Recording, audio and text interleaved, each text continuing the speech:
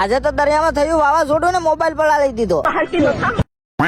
તો hello everybody, મસ્ત મજાનું ગુડ મોર્નિંગ થઈ ગયું ને સવારના પરમાં ઉગી ગયો સુખનો સૂરજ. સુખનો સૂરજ જોતા જોતા આપણે ગઈ નાખી પીસી ના ભાઈ ઠપકારી લીધી બીડી પીને મારી દીધું બધામાં પાણી. પણ આને મેં સમજાવ્યું કે જળ એ જીવન છે. 9 મહિના પછી હું આવ્યો કેબિન ના આગલા ભાગે. તો આગલા ભાગે જોયું તો દરિયામાં ફૂલ વાવાઝોડું ને મારો મોબાઈલ ને બધું રગડ ઝગડ પલાળી દીધું. Good bye.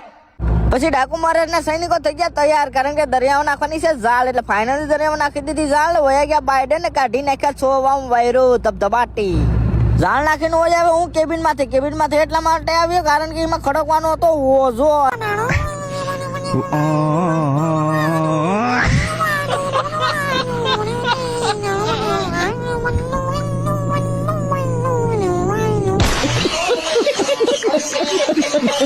ફાઇનલી મોદી કાકા ની બાઈ નું ગીત સાંભળતા આપણે ખડકી નાખ્યો ઓઝો ને પછી હું આવ્યો કેબિન ની હેઠે.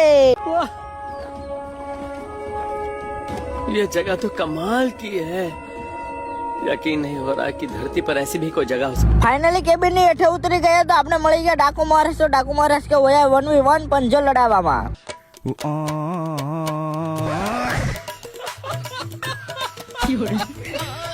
हाँ ये कर लो पहले.